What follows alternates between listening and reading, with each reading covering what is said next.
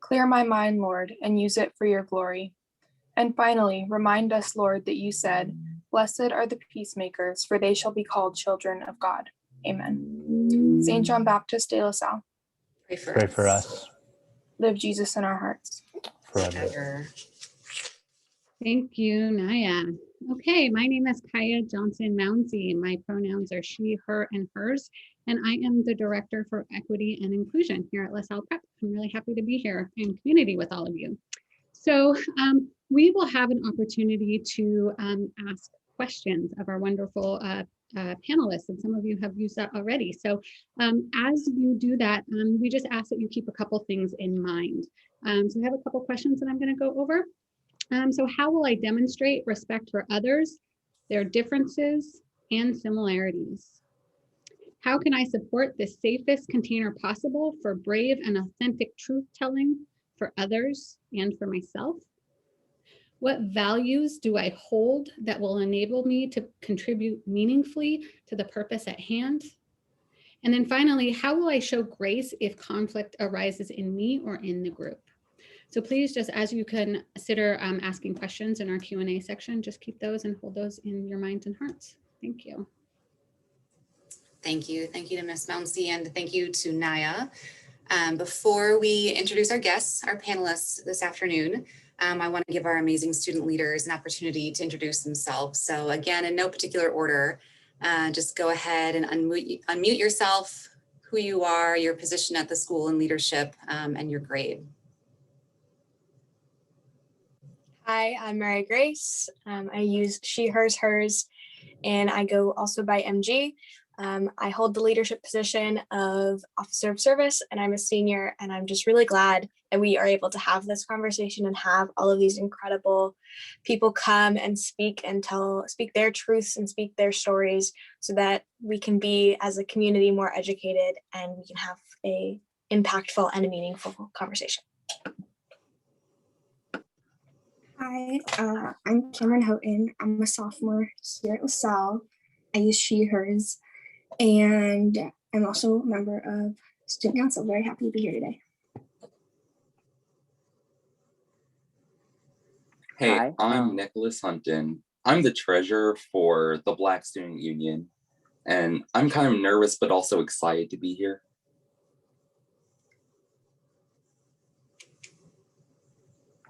Hi, my name is Aaron. I am the vice president of BSU, and I am a junior. I'm Naya. I'm also a junior, and I'm the secretary of the BSU.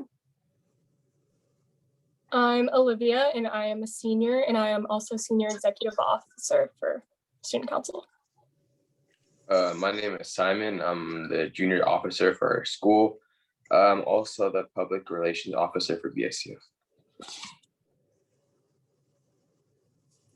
Is it everyone? Okay, thank you. So before we move into our guests, I just wanted to remind everyone, if you haven't heard yet, that the Q&A is enabled.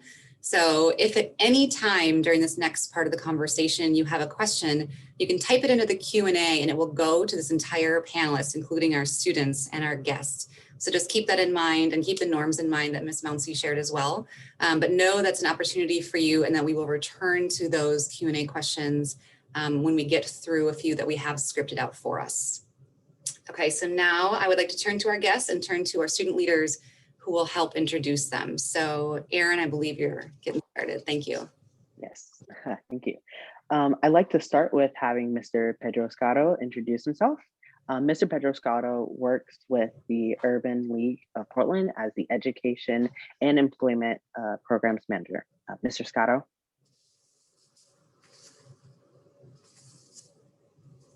Hi, so my name is Pedro Scotto, and as Aaron said, I work at the Urban League as the Education and Employment Programs Manager. So that means I'm the supervisor for 11 folks who work in many ways in helping the Black community. At the Urban League Portland, we've been around since 1945, providing service to Black and the Black community and other communities. Thank you. Thank you, Mr. Scotto. I'd like to turn things over to our 3 other amazing panelists from Don't Shoot PDX. We have with us the Executive Director, Ms. Teresa, the President, Ms. Ty, and the Vice President, Ms. Findy. And I would like to hand things over to you 3 now. Thank you so much for having us here. My name is Ty. I serve as the board president of Don't Shoot Portland. And we started around 2010. We became a nonprofit. We are Black-led civil rights organizers, and we implement education and art into our programming to create social change. I'm happy to be here. I also go by she, hers. And then Teresa Rayford is our executive director, and Findy Germany is our vice president, and I'll give it to them. Yeah, so I started Don't Shoot Portland. This is Teresa Rayford.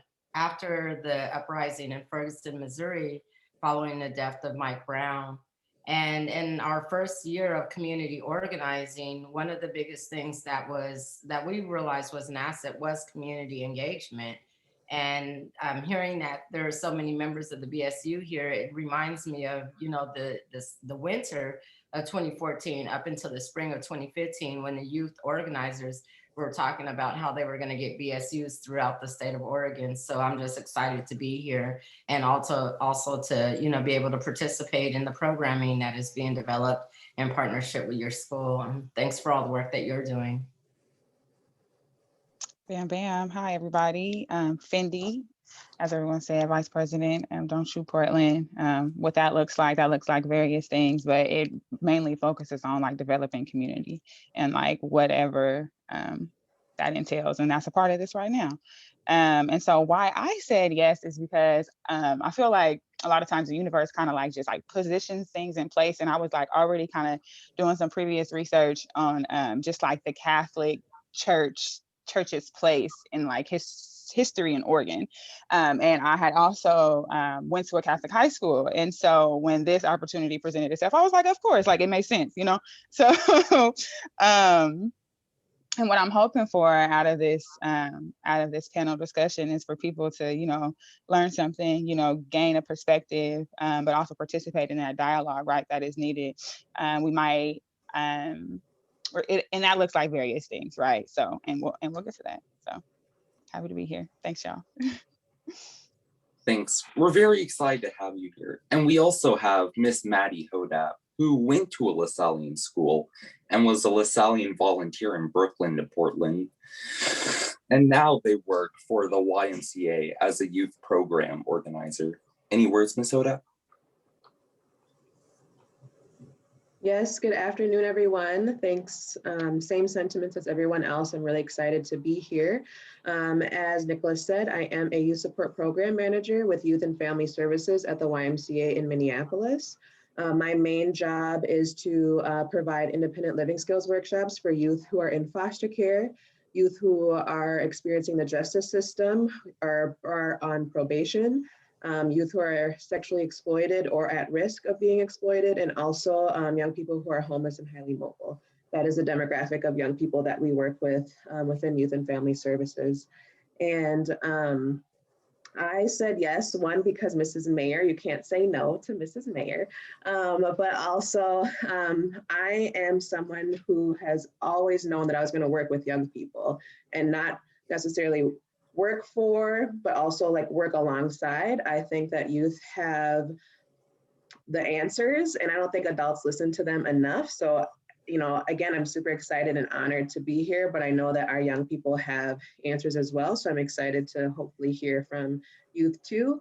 So I wanted to say yes to just be a part of the conversation. And I hope that the LaSalle community can gain a sense, especially our youth, a sense of empowerment to do as they say and say as they do, and don't falter and don't step behind anyone else, especially if you have a conviction and you're ready to make change within your community.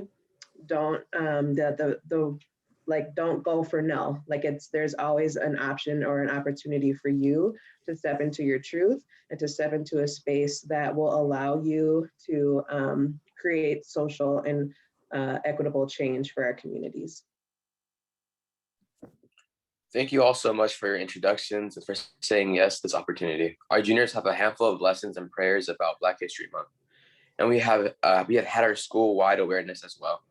We are so grateful to have this opportunity and to learn more from such inspirational people doing so much incredible work. Keep going, Simon. I would like to begin with this question to the whole group. What does Black excellence mean to you?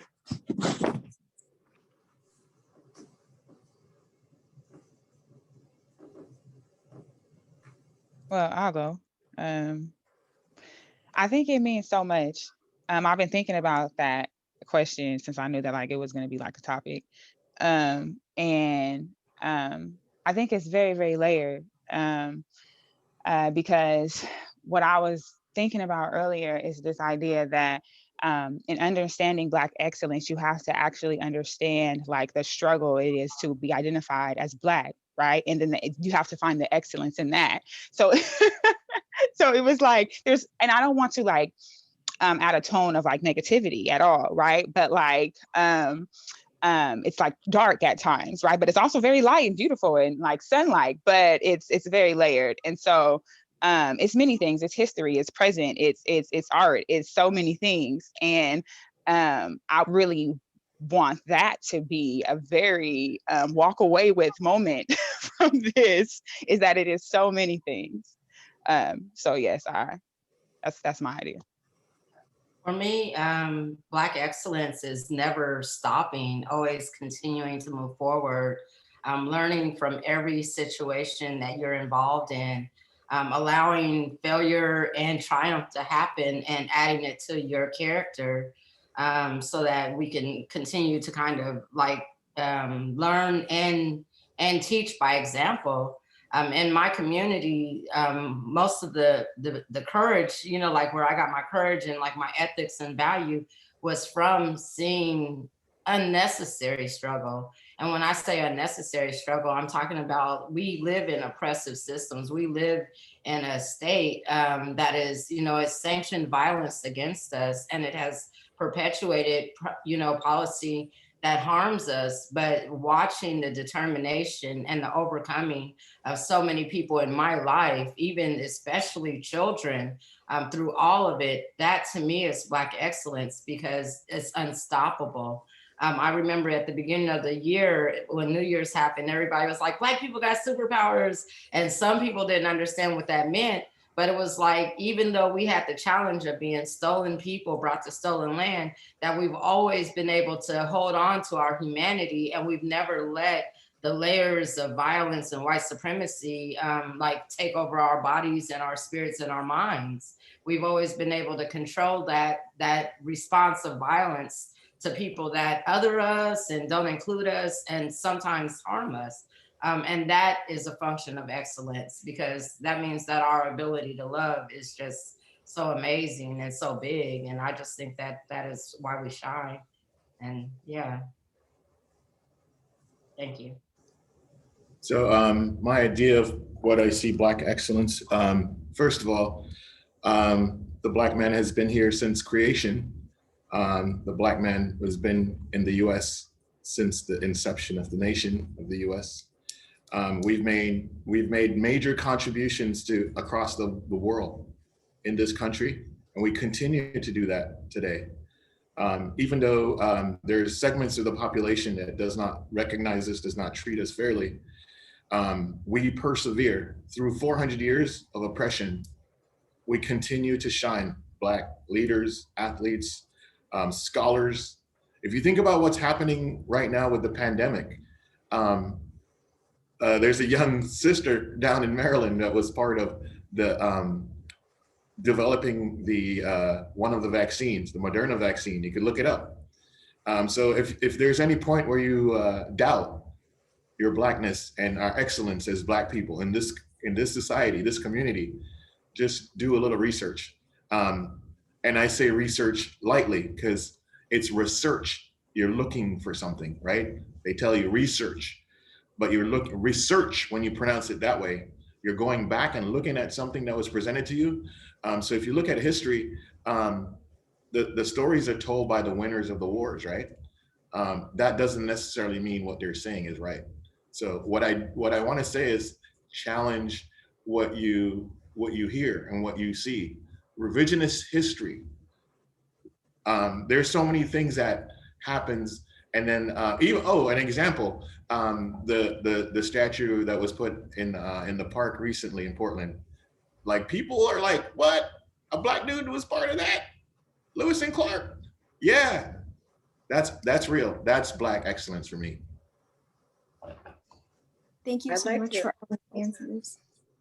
Oh, sorry, do you have something to say? Go right ahead. I was just going to piggyback of what Pedro said. It's reclaiming. Every time I hear Black excellence, it's reclaiming of something that has always and already been true for us as Black people, as a Black culture. And when you think of the culture, when we always talk about the culture in America, the influence of Black culture in American culture is extreme. Bringing in elements of how, we put white faces into the forefront of these stories, but forgetting that there was Black people that were literally doing either the same thing or doing the thing. And for whatever reason, white folks were in the forefront of actually getting the fame and the claim of doing said thing. So I just wanted to add that it's always been true. The suppression of Black excellence has always been a thing, but I mean, every day we get the opportunity to hear about someone who went forth and sat in their excellence and were able to create something that is for the culture.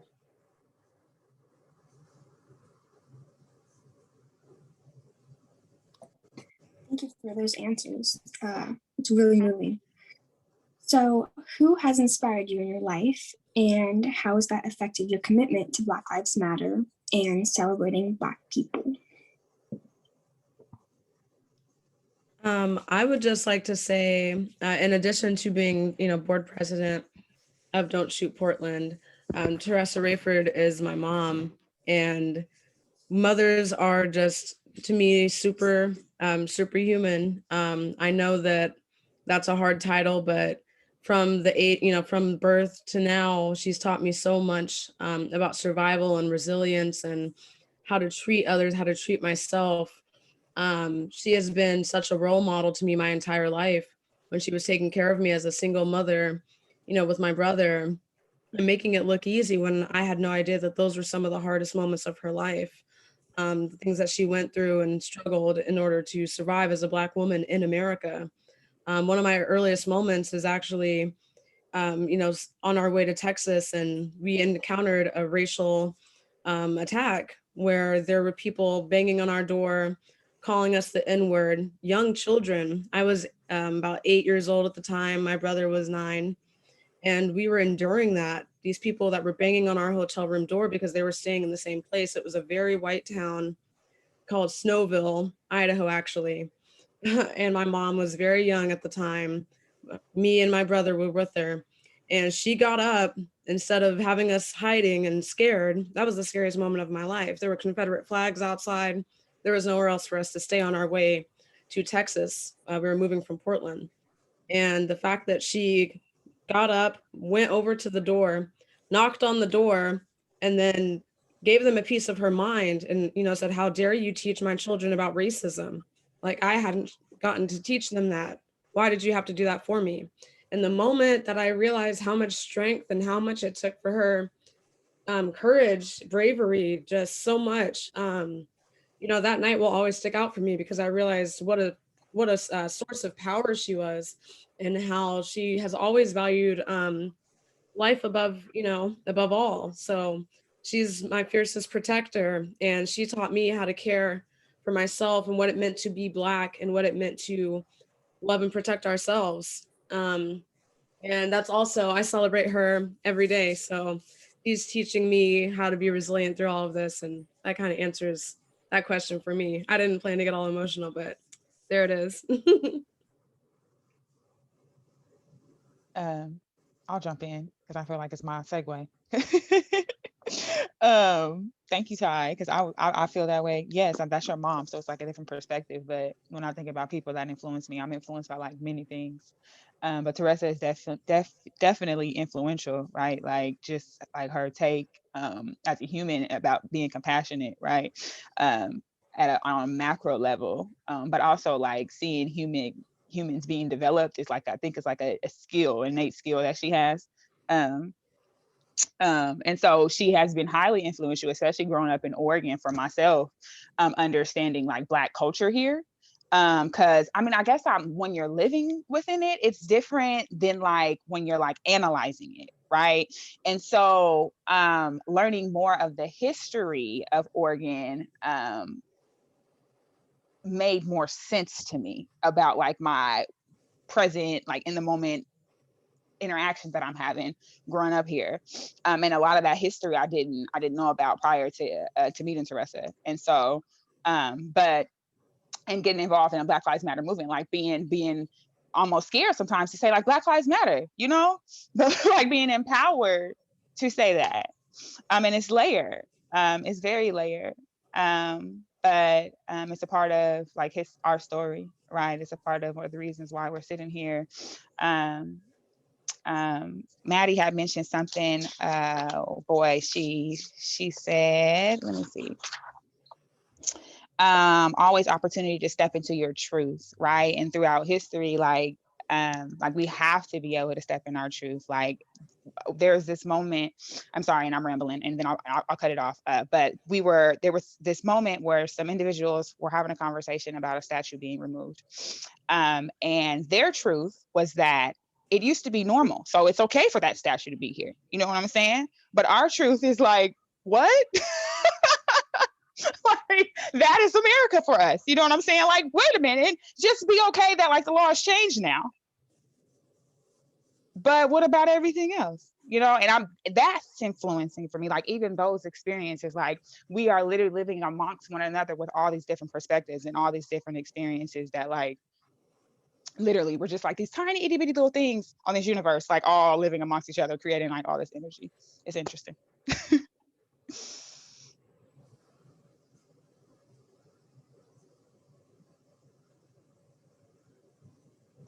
I can mention someone who has influenced me today. I've had many influences over my life, but I want to highlight this person because I find that you all can learn from her as well.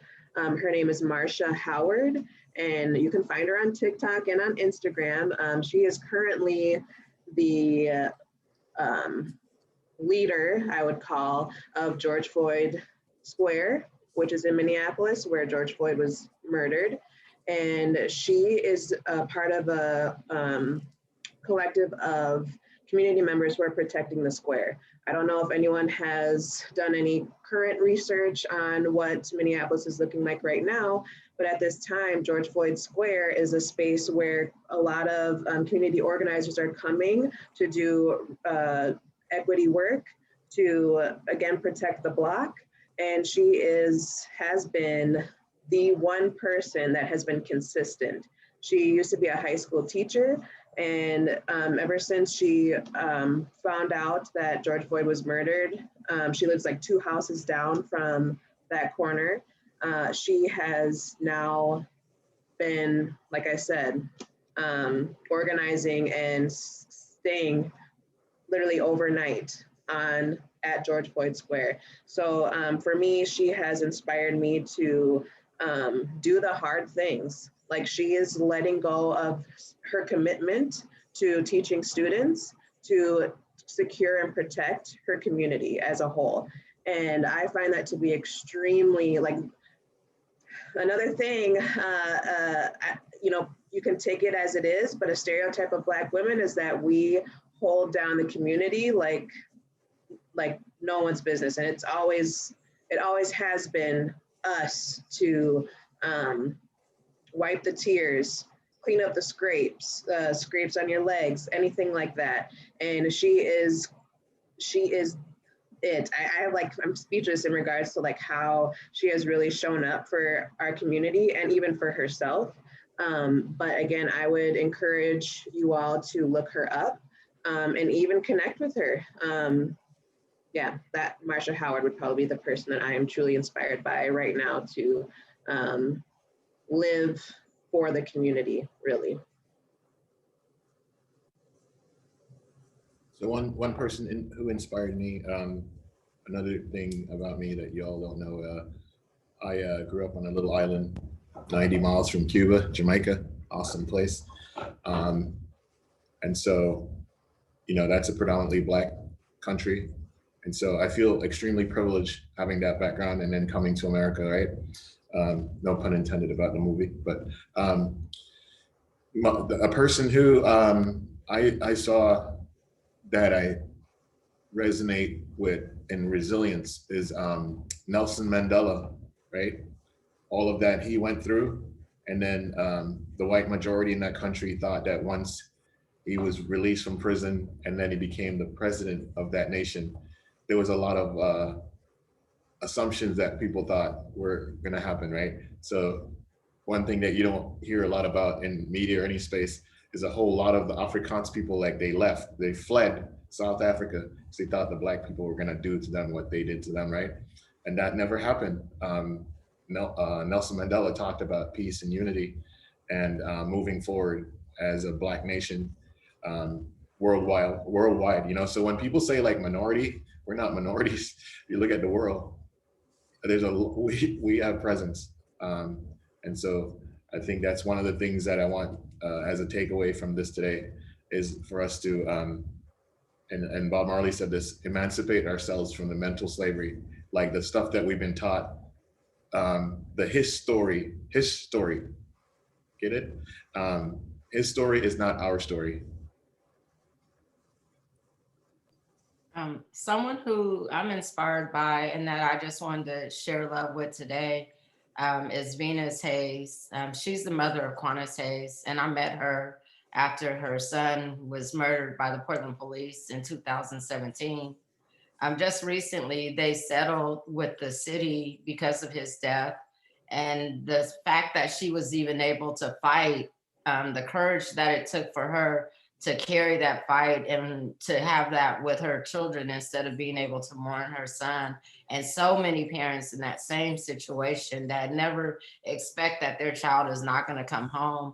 The courage that they display in front of the entire world while we get to judge or support or show up or even think to have a conversation about the circumstance that leads to their losses. Those are the people that inspire me every single day. And I'm just honored to, again, be in a position right now to use our platform to speak to the youth of our future and to help, you know, kind of give you information so that you have guidance in how to make social change possible, because we need it. And the things that you're doing right now are right on point. So thank you again. Y'all inspire me. Thank you so much for sharing that stuff. It's really meaningful and moving. But the next question is, being that we are a Catholic and Lasallian school, I'm curious about how God and faith fit into this conversation. Are you personally driven by faith in your work, or how, in what ways? For me, one of the reasons that I started protesting and organizing was because my nephew was murdered and my mom's an evangelist. So being around her at the time of this situation and seeing how she turned to God for answers, I wanted to use that courage and that faith to kind of motivate her and our community to move forward to action. And so I started learning more about the work of Dr. King and how he was resilient, even when the church would turn their backs on him and uninvite him to certain circumstances or not show up.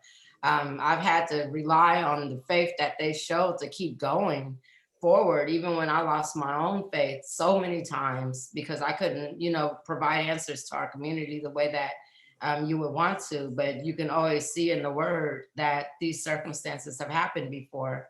and that being determined, that self-determination and that courage, it gets you where you need to go. And I think the most important thing for us is to share our faith and our hope with each other, so that it's an affirmation for people that are on that journey. So it's always been there for me. One time my pastor told me that she sees us because we always protested on the Sunday before Dr. King's birthday holiday. But she said, I see what you're doing. She said, you're praying on your feet.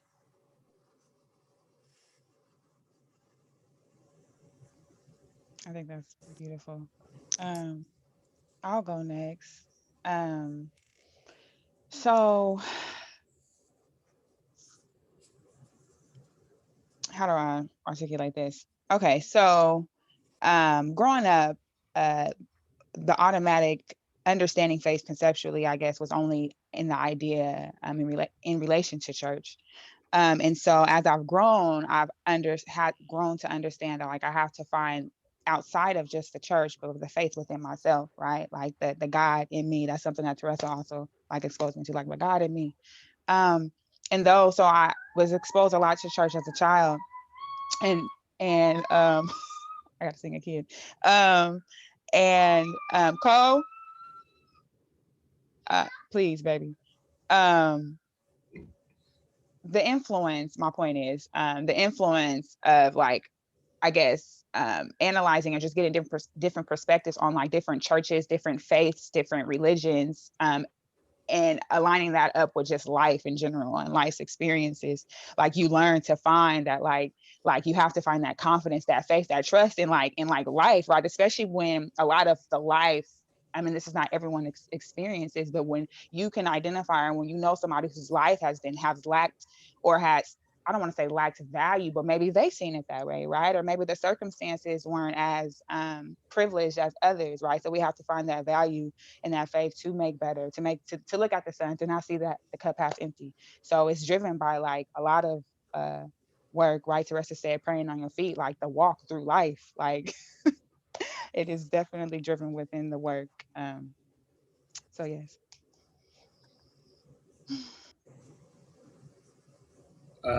So what I see, the saying, faith moves mountains, right? And I can admit that there's times when I question religion, I question faith, I question how I was raised in a Pentecostal upbringing. But I've seen where faith has helped me through what I do as work, and even just as a person.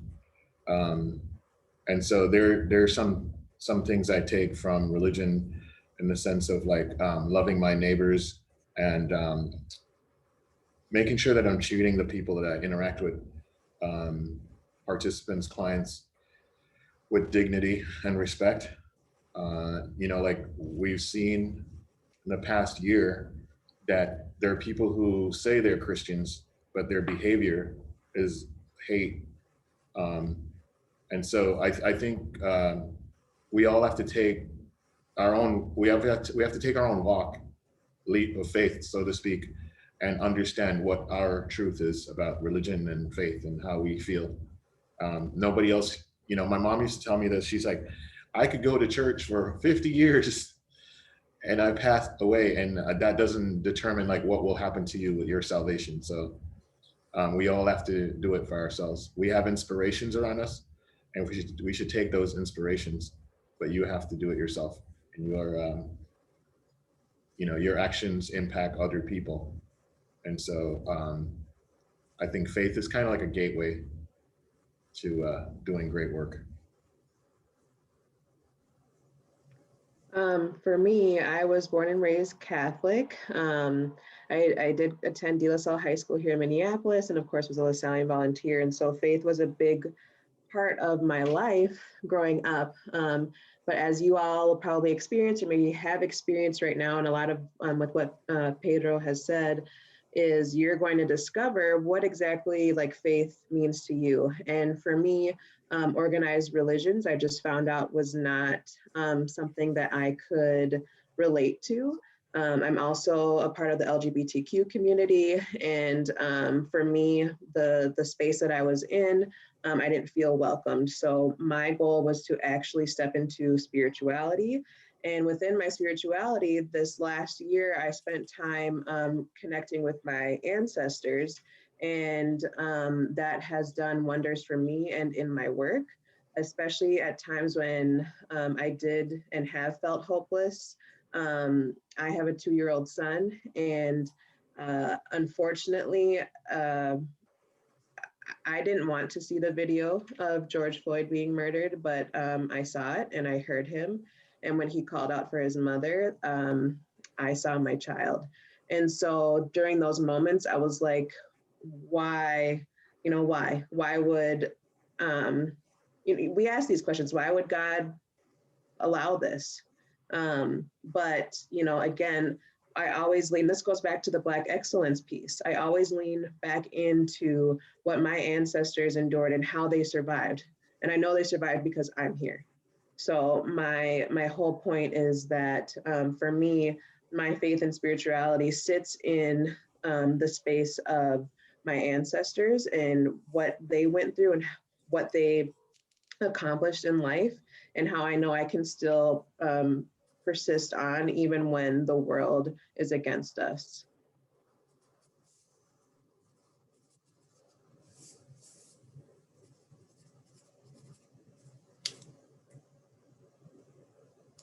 I think you can go ahead, Naya, to the next question. Thanks, guys. So both Portland and Minneapolis have been front and center in the conversations around equity and inclusion for the Black community. So how do you see your city? Do you see it as one that celebrates Black excellence, and in what ways? What else can be done for this to be achieved? For me, here in Portland, I was born and raised here. I've lived in Austin, Texas, Dallas, Texas, Miami, Denver. I've moved around a lot, and I've come back to Portland. And it's always just been a very performative city to me. We fake progressiveness, and we market ourselves as a sanctuary city, and we'll enact policies that seem very inclusive on top, but are extremely insidious. So to answer that question, I don't think our city celebrates Black excellence. It's unfortunate, but those are the roots of Oregon as a state as well. So it makes sense that there's a lot of dismantling that does need to be done. In order for this to be achieved, I really think that the more that we're able to actually eliminate some of the city mandated policies that affect Black and Brown communities, if we were able to actually go in and dismantle those other racist policies that are in place. It's a lot of work, but I think that it can be done, and that there is true equity that could be done, that can be achieved in Portland, because we need it. Instead, it's almost like Black cultures are being erased and like redlined again, like the law of Oregon stated. It's like it'll do anything to hold on to the state's racist roots. So I'm a new resident to Portland, Oregon, and I agree that I don't see this city or state supporting Black excellence. If there was support of Black excellence, we wouldn't need organizations such as the Urban League, right? All the resources that Black people and brown people need. And then another thing I noticed on my first week moving to Portland, I'm like, man, what's up with all these BLM signs on these lawns? They're like, there's more of them than Black people in Portland.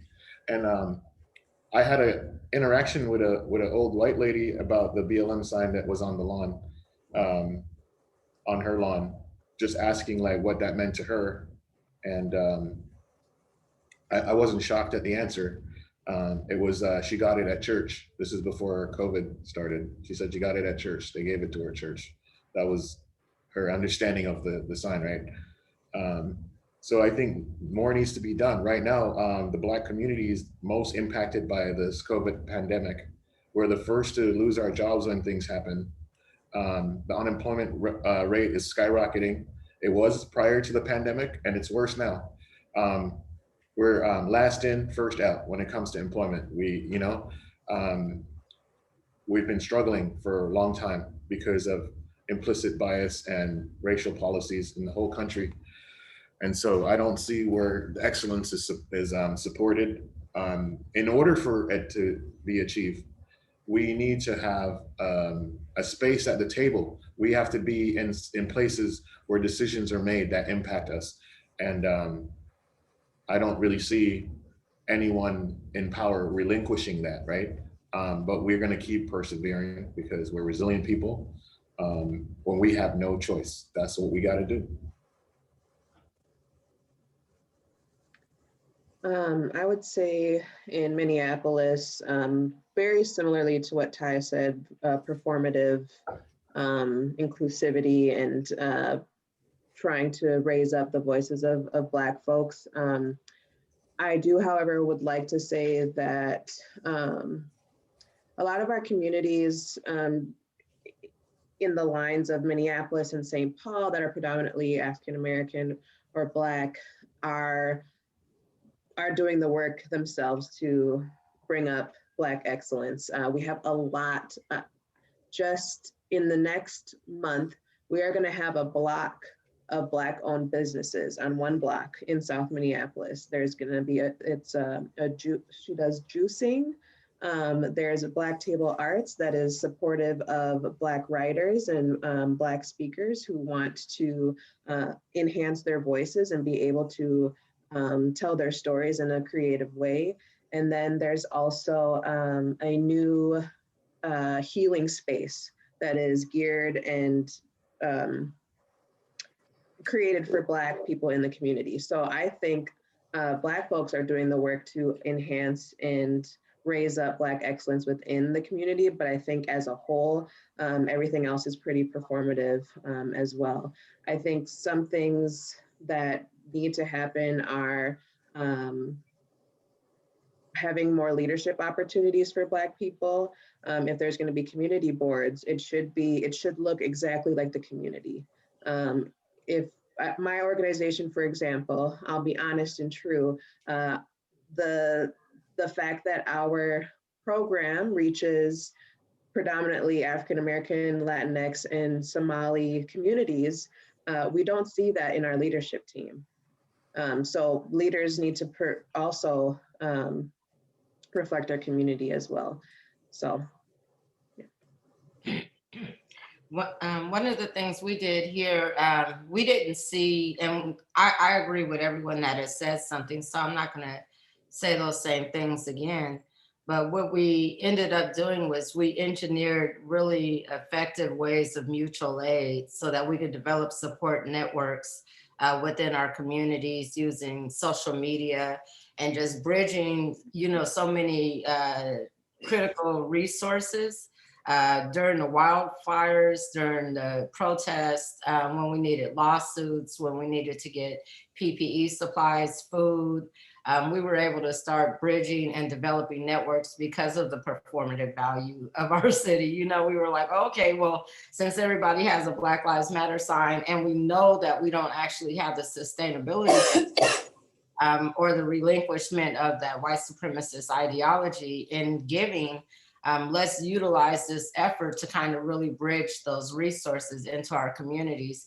And we were able to really build impactful giving and resource acquisition for our neighbors in a major way. And I think that made it easier, but the sustainability of that is the challenge at this point, because if it took the COVID uprising and the inequities to be, enhanced and sounded because George Floyd was murdered, to get people to respond, and now they're not willing to continue consistently to help us build out on those foundations. Not only is it performative, but it becomes violent at that point. And so again, in our communities, we have to figure out ways to sustain, mutual aid. We've always been able to count on that in the Black community and in, communities that have been marked as systemically marginalized because there's not an adequate investment. And I think that's something that we just have to look forward into kind of building into science. I want to make one quick comment.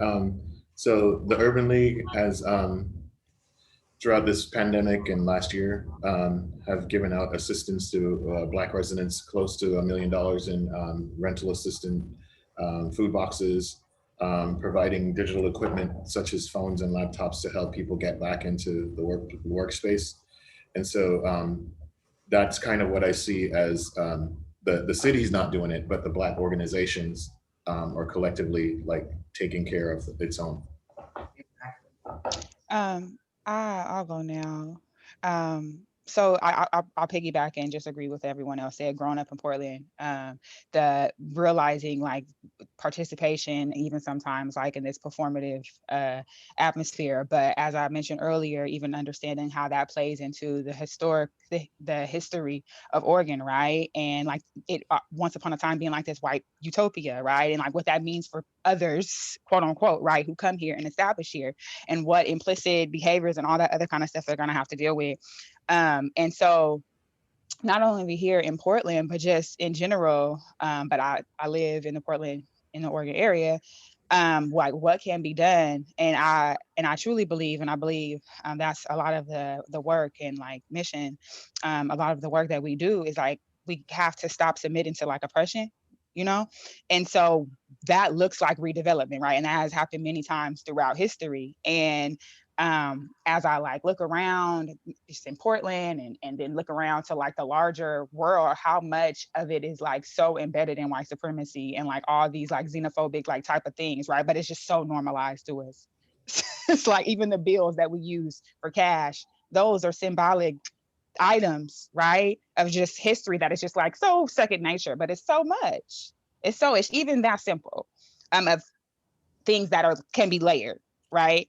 How we are just super conditioned, but it's literally like the work, like the things and the issues that we speak of probably are gonna like be like in existence 500 years from now. Like all the like deep, you know, like the deep ingrained probably won't be an issue in 500 years, what I'm saying. But like these are issues that like we're starting like seeds, you know, to make change. So yeah.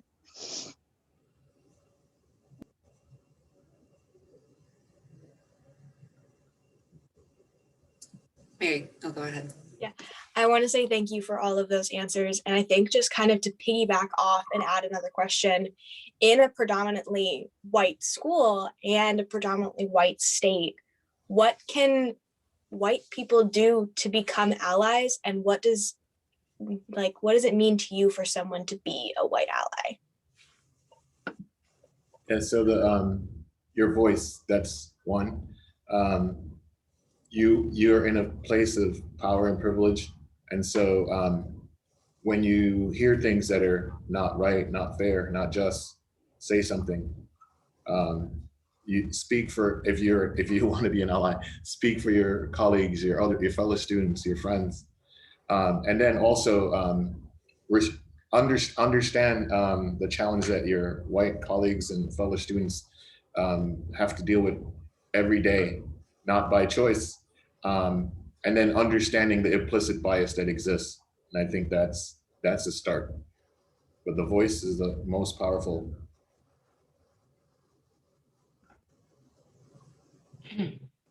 And I agree, using your voice, getting engaged in the issues, becoming civically engaged, even if you don't feel like something is gonna benefit you directly or has nothing to do with you.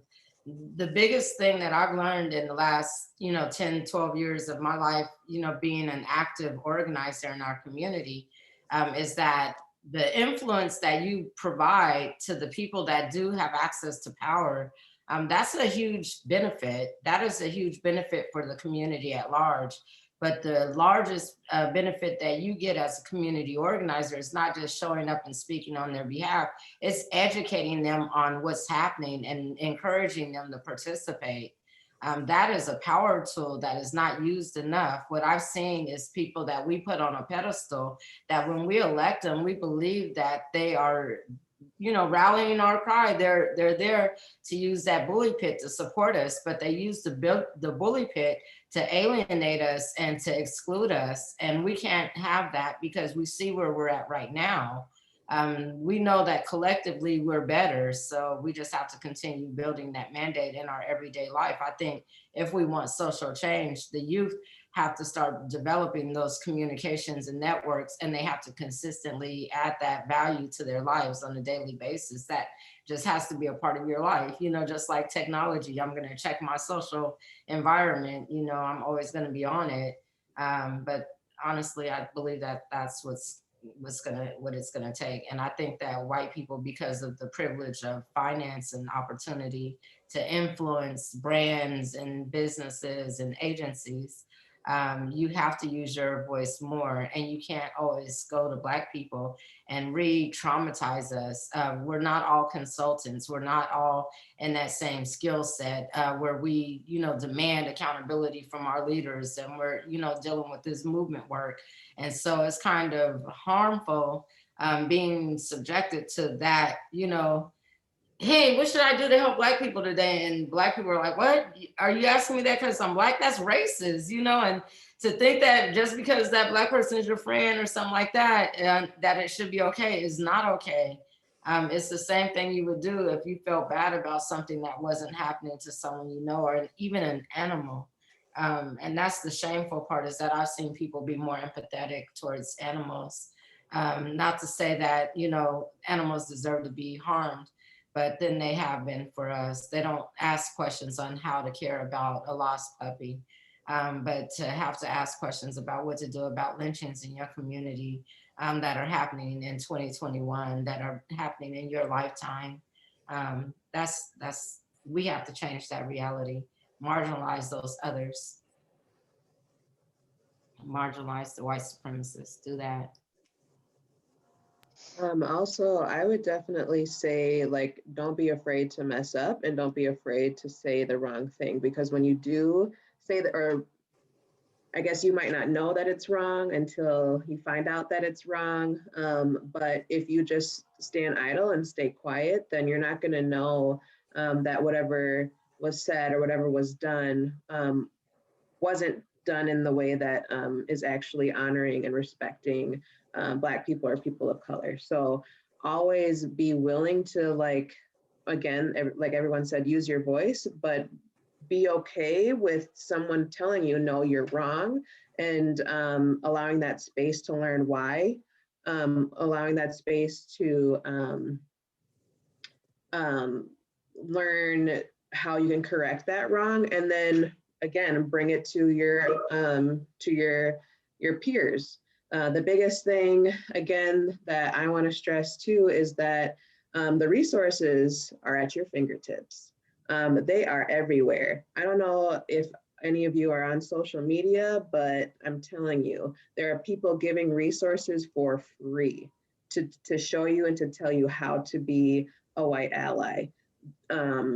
Going back to points made earlier, is that as Black people, we don't always want to have to tell you how to treat us, how to treat the system, because we've already seen that it's not working for marginalized folks, right? We already know that. We experience it on a daily. And so I think being able to do that research yourself, check, you know, like I said, check social media, check people that you trust and care about who are doing the work as well. Like, you can lean on other folks who are doing the work right now, but the resources are there. You just have to look and find them. I also wanted to add that what I'm learning is that, and it ties into many ideas and like that people have been talking about today already, is that a lot of individuals just don't know enough about themselves and their own histories in order to like truly contribute to like the rest of humanity. And so like I would encourage the young woman who asked that question, but also the rest of you, to look into your own histories. You know, like I identify as Black, right? But I am many things, you know? And what I realized, especially with the census, many people are aware of that, right? When people who identified as white were asked, what makes up your whiteness? Many people did not know. And I think that if truly you want to be a white ally, you got to figure out like, what does even that mean, right? Because the white and the race as a concept, right, as an idea, holds a lot of the racistness in it, right? You know, before those concepts are like created.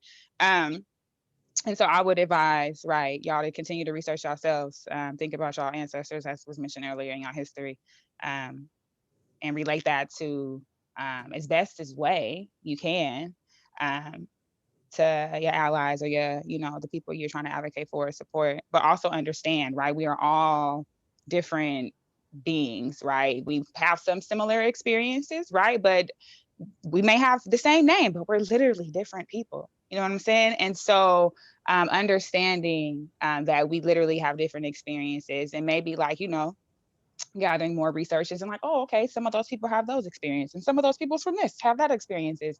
And it's just all about gathering the information. You know, I don't think you're going to have all the answers. If you did, I don't know. I don't know. But it's definitely a process. I think for the sake of time, I just want to be respectful of that hour window. And we have so many good questions here. So I have an idea, but I do want to move to Nikki's last questions. Nikki, do you want to ask that? So we have some actionable item pieces beyond what we have just heard. So Nikki, if you can just ask that last question and then we'll move into the Q&A. So finally, what we want to know is there something concrete that we can do to like help your causes at this moment? For example, we've done drives, we can do fundraisers. Is there anything specific for maybe Don't Shoot PDX or Urban League that we can hold here on campus and do some? Absolutely. For Don't Shoot Portland, most of our work is done through volunteerism. We have hundreds of people that sign up to volunteer for events that we host throughout the year. And right now with COVID, a lot of our work has been about organizing community to center outreach in their own communities, places that we can't get to, because we used to have one space where everybody would come and we would, you know, have people coming up with their cars, loading up anything from masks to, you know, house cleaning supplies, toilet paper, and even books and art supplies for kids. And so there's a lot of that still happening. We just gave out hundreds of books and book bags with art supplies and school supplies to kids. And we're going to continue doing that throughout the year. And so having people signing up and having their families involved, that helps us get things out into communities where people would like to receive these, you know, these free gifts that come to kind of reduce the trauma and take away some of the burden of being housed in during the quarantine. We didn't want to end the programming, but it's hard to keep our community safe. So sign up through the website on don'tshootpdx.org. And if you're not able to sign up and you're able to give, you know, sign up to give a recurring monthly gift, and that'll help us continue to outreach as well. And I wanted to say for the Urban League, we have a youth and family program. So since you all are brilliant young people that are like trying to make change, we have programs that you can be part of, and we're virtual right now. So just go to the website, check out what you see. For example, coming up in March, we have, it's a class on photography where we're gonna have folks using their smartphones, taking pictures of like urban art, so like graffiti, things like that, learning about how to take pictures, shadowing and all that. So if you're interested, just come and do that. We would love to have you come and volunteer once we're out of this pandemic situation. And then also, we are a nonprofit, so we do accept donations. So you know, anything count, any amount counts. So if that's how you want to support us. But yeah, I would say just yeah, check out our youth and family stuff that we're doing, and follow us on social media. We have a very robust social media presence. Awesome, thank you. And I wanted to hop in as well and mention that if you are active on social media, please follow Don't Shoot Portland on Facebook and Don't Shoot PDX on Instagram.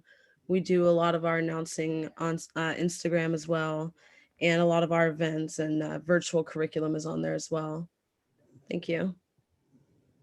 Awesome, thank you. And I was going to say, Maddie, I know you're in Minneapolis, but if there's something we can do from afar, you let me know and we will do whatever we can to help out. I think the biggest thing, and I can connect with you later, Mrs. Mayor, but one thing I just wanted to mention is that the trial, the George Floyd trial is coming up. And my recommendation as the BSU at LaSalle is to provide a healing space for your Black students and time to be able to discuss when the trial is over or whatever it is that you can think of. One thing that we all need to do now is to be in community, and offering that, it's just a suggestion. You can do as you please, but even though you all are miles away, I know Portland was in unity with us when we were experiencing the riots and the burning of our city. And so my suggestion, again, would just be to support one another during this time, because it's going to be very heavy here in Minneapolis. So I would assume the same in Portland too. Thank you. Yeah, and then one last plug. We also have a Young Creative Writer series that's coming up. So check that out on our website as well. Great, thank you. Thank you so much. So we have some amazing questions in the Q&A, and I know we're over an hour. For those listening at home, if you have to go, obviously that's more than fine. I have taken a screenshot of all of these questions, so I will send them to our panelists since we won't be able to get to them all. And if you have time, we would be so grateful to answer these questions. If there is one that our panelists, you can all see this Q&A. If there is one that's jumping out to you, and if people can stay on for maybe 10 more minutes, and if somebody really wants to speak to one, I'm fine going into 10 minutes. Again, if it's not okay, that's fine too, and we can do it via email.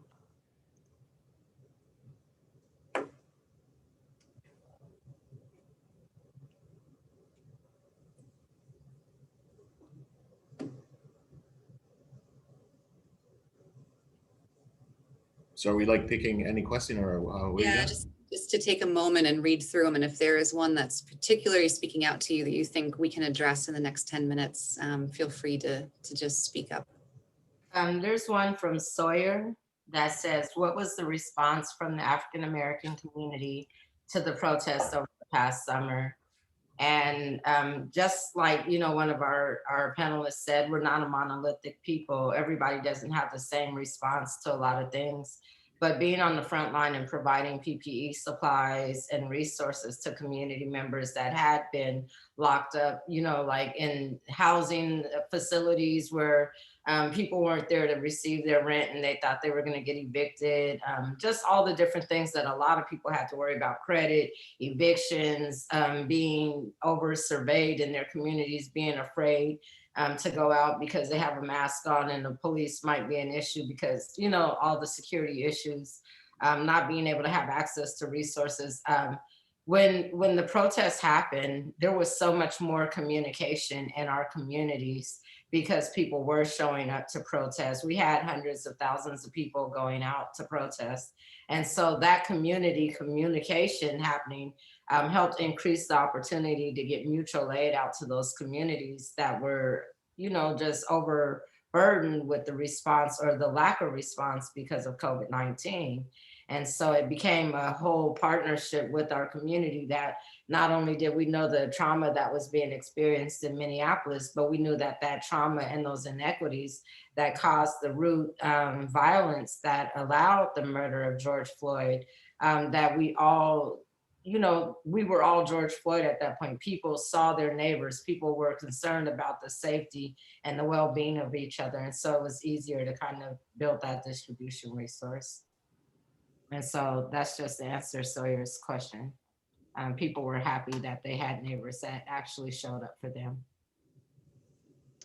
I'll go ahead and answer a few. There's one, oh God, I lost the spot, but they asked if there was ever a moment where you felt like you weren't proud of yourself. And it kind of relates to one of the questions I also seen earlier about like your impact of how has like growing up in Oregon impacted your idea on Black excellence. And I think that growing up here has been very interesting because I mean, as someone who identifies as a Black woman, I would consider myself, I guess, like not that light skinned, right? When we talk about like even coloring, right? And I grew up in a household where I was the darkest person. And so just even understanding colorism as it relates to what it means growing up out here in Portland has definitely influenced like culture, right? My culture outside of even just the colorism, the culture that I experience in Portland is very unique. I meet a lot of individuals. I was born in DC, I grew up in Portland, I'm Oregonian.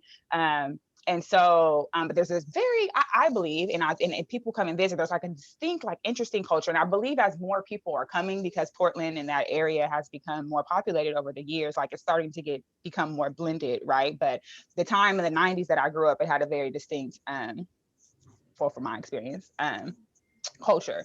And so that definitely impacted like the value I placed upon myself. And for individuals who are questioning that, like, I think that's a continuous, like, what is it called? Like, it's progress. It's a work in progress, you know?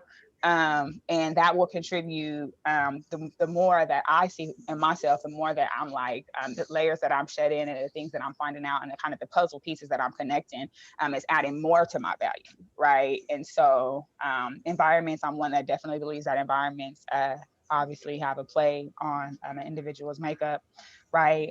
But I believe that we have to, I'm starting to believe, right, that we have to find like that value, real life, like within ourselves.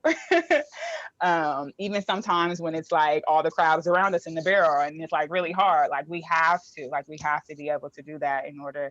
And then we're lucky when we find people who like think like that too. So it's like, yeah, I'm not crazy, you know? So yeah.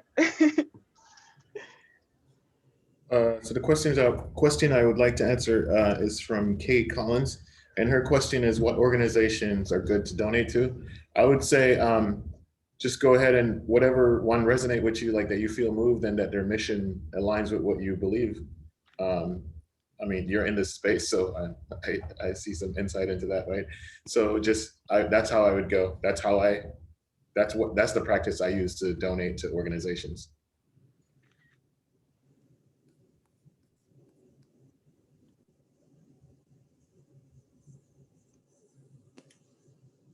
So I want to be respectful of time. And what I have done a screenshot of all these questions that are really powerful. And I'm really grateful to all of you who asked me these questions. I will type them up and share them. And again, just being respectful of your time and commitment. I know I'm so grateful that you're here with us. If you feel like you can reach out and answer some of these questions, that would be grateful. But I would like to close things off with prayer. Before I do that, does anyone have any kind of closing thoughts? And this could be from our BSU or student council or Ms. Mounsey before we close in prayer. I just wanted to say thank you. Students, thank you. Student panelists, thank you for sharing your time with all of us and the members in the audience, and to all of the panelists for taking your time, but also for just opening up and being raw and honest and vulnerable. At times I definitely felt that, and just this theme of Black excellence that has carried us throughout the month of February. Keep that in mind. And I would also like to add that resiliency piece, which is so important to keep at the forefront of our minds. So just huge gratitude to all of you. Thank you. I just want to, I think I could speak for all the student panelists, a massive thank you. Thank you so much for taking this hour 15 and your commitment to what you do with your work, as well as coming and speaking to a predominantly white school so we can learn more and be as educated as possible. And thank you for speaking your truths and bouncing off as Ms. Mounsey, being vulnerable and resilience and speaking of Black excellence. So I just wanted to say a massive thank you. One more quick thing too. I hope that this can be a partnership, even Maddie, you and Minneapolis. Would love to be in conversation. So please keep both Miss Mayor and my information handy, and I would love to collaborate with you in the future. And I will reach out soon with those actionable item pieces and what we can do from the side.